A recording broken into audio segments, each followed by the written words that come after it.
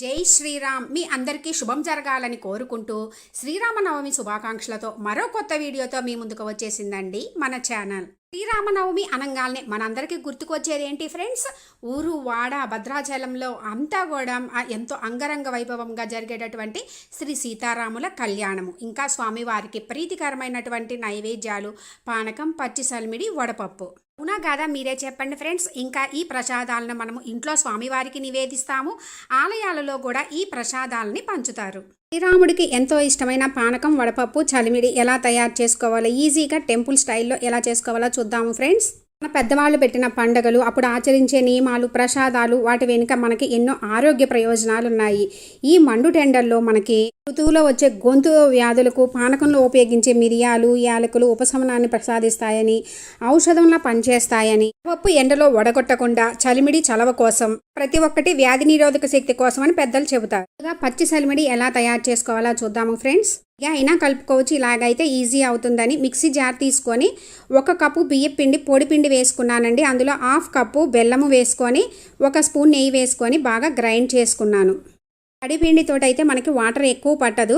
అలా ఎలా చేసుకోవాలి నేను చేసిన వీడియో కూడా ఉంది ఫ్రెండ్స్, అది డిస్క్రిప్షన్లో లింక్ ఇస్తాను, ఇంట్రెస్ట్ ఉంటే విజిట్ చేయండి. ఈ యాలకులు 2 వేసుకొని, ఎక్కువ వాటర్ కాదండి, జస్ట్ కొద్దిగా 1 స్పూన్ అట్లా వేసుకొని గ్రైండ్ చేసుకోండి. ఇప్పుడు ఒక ప్లేట్లోకి తీసుకొని చేతికి నెయ్యి అద్దుకొని బాగా కలుపుకోండి. ఇప్పుడు ఒక ముద్దలాగా చేసుకోండి. అయితే మనకి చాలా ఈజీగా అయిపోతుంది, పొడిపిండి కాబట్టి వాటర్ పడుతుంది. రోజు స్వామివారికి సమర్పించే ఏ నైవేద్యం పైన అయినా కూడా తులసి ఆకు సమర్పించాలి, అందుకే పైన తులసి పెట్టుకోండి. మనకి చలిమిడి ఆనంగాల్ని చలవ కోసం అంటారు కదండి. ఈ ఎండాకాలంలో ఇది చలవగా కూడా మనకి ఉంటుంది. మనకి శ్రీమంతాలు వాటి అన్నిట్లప్పుడు కూడా చలవ చేస్తుందని చలిమిడి చేసి పెడతారు కదా ఫ్రెండ్స్. చలిమిడి పచ్చిది తొందరగా ఎక్కువ తినరు, ప్రసాదంగా కొంచెం ఉన్నా కానీ మనము అరిచిలాగా ఒత్తుకొని నూనెలో కానీ నేతిలో కానీ వేపుకొని మనము అరిచిలాగా తింటే చాలా బాగుంటుంది కూడా. వడపప్పు ఎలాగో చూద్దాము ఫ్రెండ్స్. ఇప్పుడు పెసరపప్పు ఉంటాయి కదా, పెసరపప్పు తీసుకొని మనకి సరిపోయినన్ని తీసుకొని శుభ్రంగా ఒకసారి వాష్ చేసుకొని వాటర్ పోసుకొని 1 అవర్ నానితే సరిపోతుందండి పెసరపప్పు. ఇవి 2 రకాలుగా చూపిస్తాను. మామూలుగా దేవుడి దగ్గర బెల్లం పెట్టుకొని చేసుకునేది, ఒకటి టెంపుల్ స్టైల్లో పచ్చిమిర్చి అవన్నీ వేసి చేసుకునేదండి. ఇప్పుడు వడగొట్టుకోవాలి. నానబెట్టాక వీటిని వడగొట్టుకొని తెస్తాం కాబట్టి వీటిని వడపప్పు అంటారు. పెసరపప్పు శరీరంలోని ఉష్ణాన్ని తగ్గించి చలువ చేస్తుంది, జీర్ణశక్తిని వృద్ధి చేస్తుంది, దేహకాంతికి, జ్ఞానానికి ప్రతీక. వడపప్పుని మనము మండుటెండలో వడగొట్టకుండా వేడి నుంచి కాపాడుతుందని అర్థం, అందుకే వడపప్పు అంటారు. మనము ఈ రోజనే కాదండి, ఈ ఎండాకాలంలో పెసరపప్పు సాంబారు, రసము, పప్పు ఇలా చేసుకుంటే కూడా మంచిది, చలవ చేస్తుంది.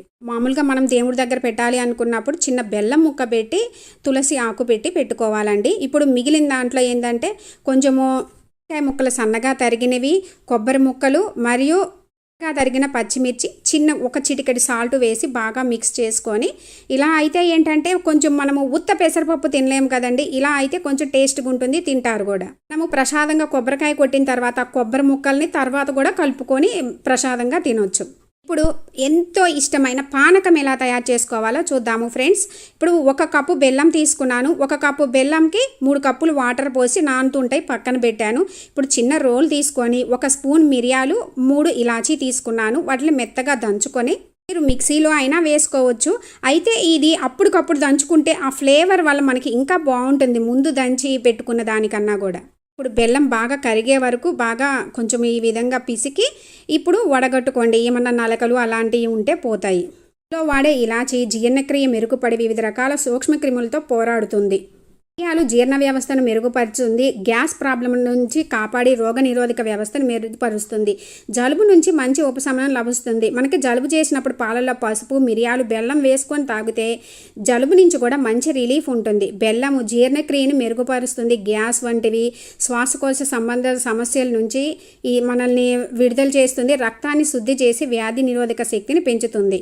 లో ఉపయోగించేవన్నీ కూడా గొంతు సంబంధిత సమస్యల నుంచి కాపాడి ఉపశమనం ఇస్తూ జీర్ణ వ్యవస్థను మెరుగుపరిచి మంచి ఔషధంలో పనిచేస్తుంది. రోట్లో దంచుకున్నటువంటి అవన్నీ కూడా మిరియాలు ఇలాచి కూడా యాడ్ చేసుకొని, మనకి టెంపుల్ స్టైల్లో కావాలి అంటే తప్పకుండా యాడ్ చేసుకోవాల్సింది ఏంటంటే సొంటి చాలా మంచి తెలిసిందే కదా ఫ్రెండ్స్.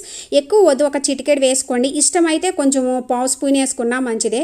పచ్చ కర్పూరం తప్పకుండా, అంటే మా ఇంట్లో అయితే ఎక్కువ తినరు, అందుకే చిటికెడు వేసాను. చిటికెడు వేసి బాగా మిక్స్ చేసుకొని మనకి దేవుడికి నైవేద్యం దేంట్లో పెట్టాలనుకుంటున్నామో అందులో పోసుకొని తులసి ఆకులు వేసుకోవాలండి.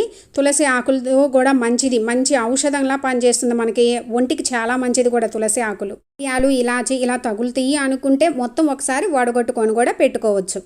మనకి టెంపుల్ స్టైల్లో పానకం రావాలి అంటే మాత్రం ఆ 2 సొంటి పచ్చకర్పూరం వేస్తేనే ఆ టేస్ట్ వస్తుంది ఫ్రెండ్స్. బెల్లం కూడా పాత బెల్లం తీసుకోండి.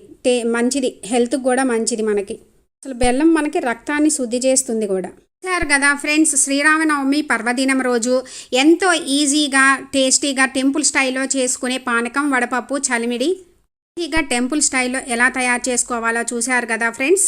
నా వీడియో మీకు నచ్చినట్లయితే లైక్ చేయండి, షేర్ చేయండి, కామెంట్ చేయండి, సబ్స్క్రైబ్ చేసుకోండి. పక్కనే ఉన్న బెల్ ఐకాన్ క్లిక్ చేసినట్లయితే నేను అప్లోడ్ చేసిన ప్రతి వీడియో కూడా మీకు నోటిఫికేషన్ వస్తుంది ఫ్రెండ్స్. Thanks for watching.